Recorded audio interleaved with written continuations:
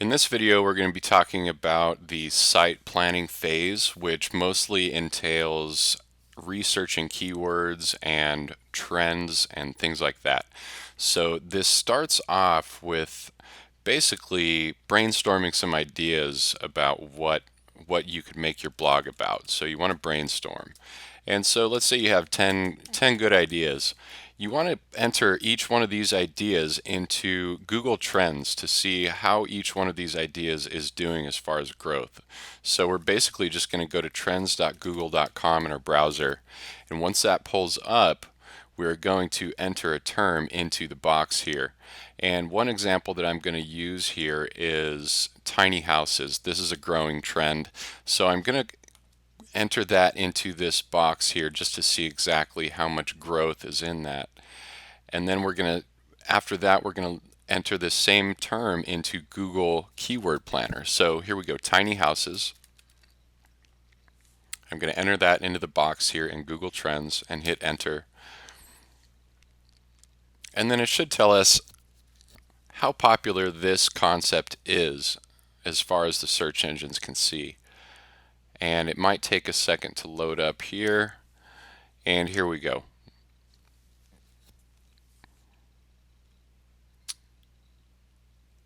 Okay, so we can see that it wasn't very popular until maybe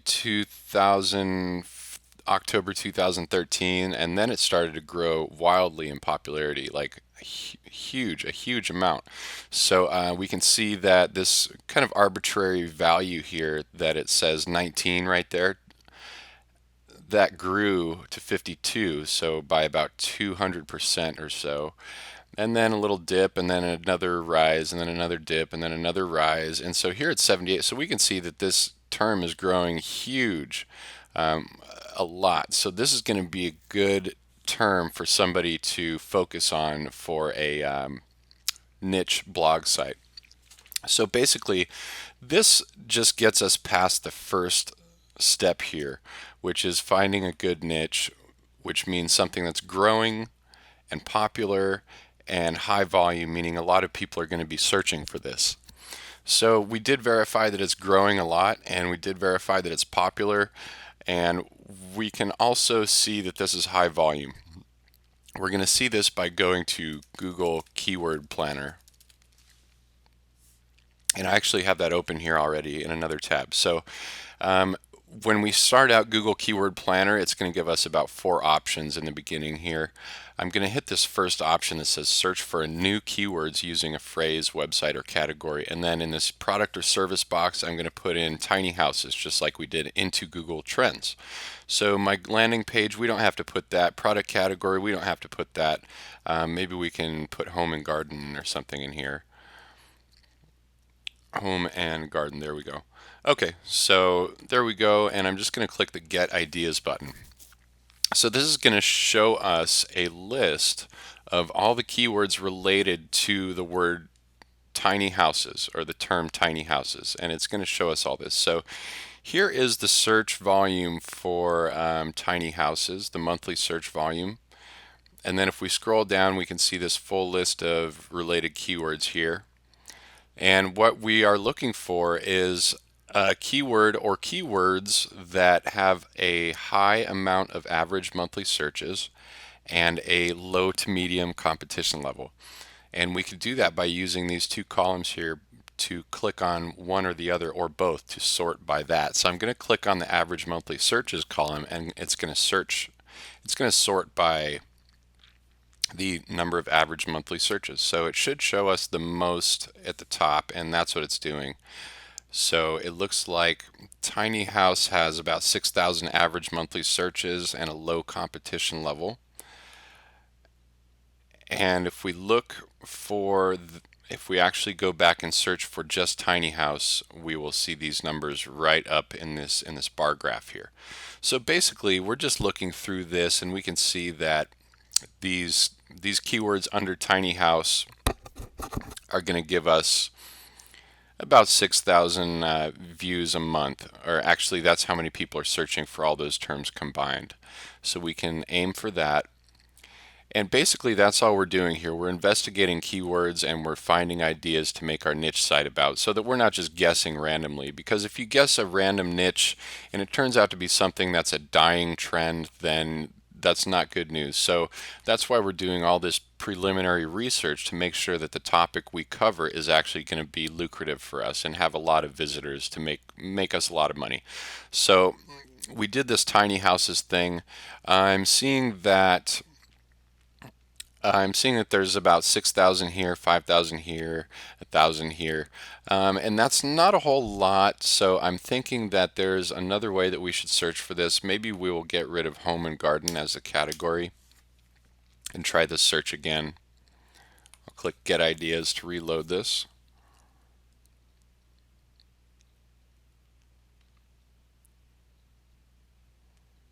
Okay, yeah, there we go. So restricting this by the category actually filtered the results quite a bit, because when I took out the category, now this graph is showing in the millions of searches, which is more correct. That's more appropriate. So now when we look at this graph down here, the topmost result has almost 500,000 monthly searches, and that's what we're looking for. So this looks pretty good, because this is for keywords like small dwelling, which is very close to my keyword tiny houses. So this is related to my topic of interest, and you can see the keywords underneath that: tiny houses, little homes, tinny house. That's just a bad spelling of tiny house, I believe. And then we have more keywords down here.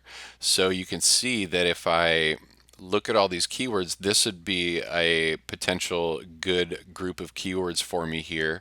Keywords like small dwelling, which it shows all these. So if I click on this, it'll show me each of these individual keywords and how many searches each one of those gets.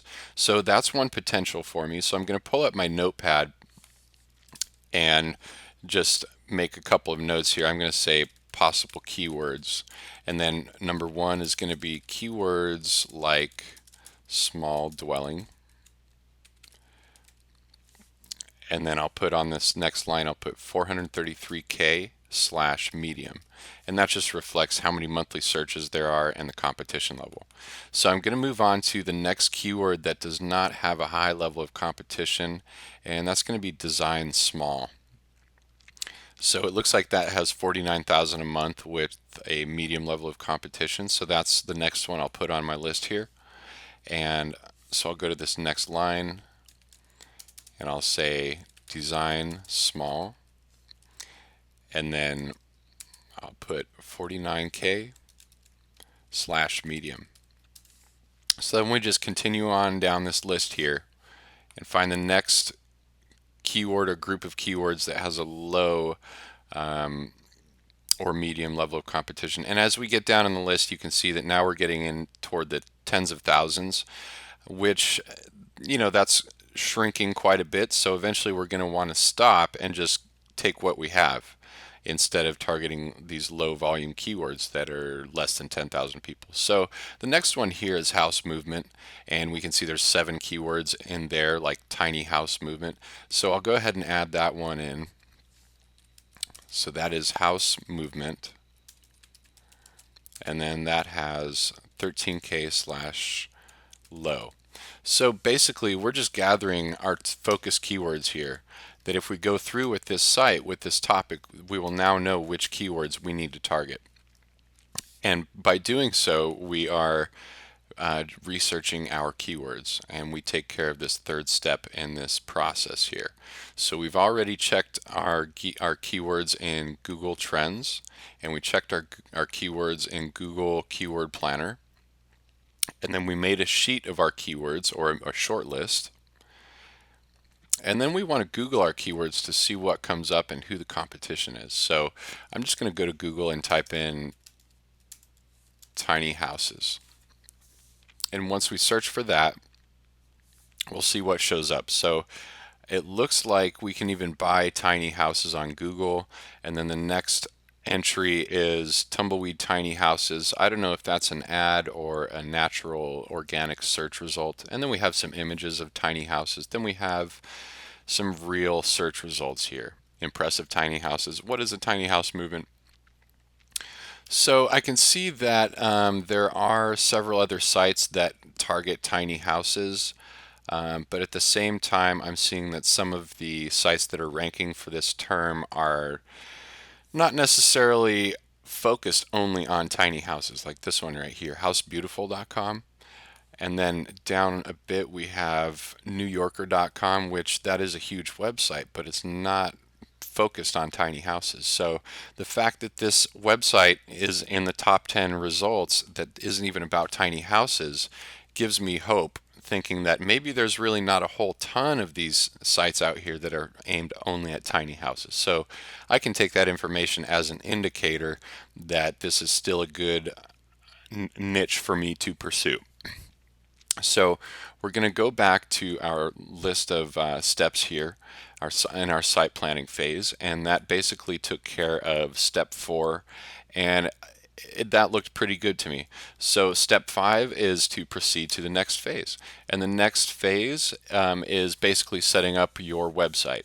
That includes a lot of WordPress stuff, so that will be taken care of in the next video, and that is pretty much it.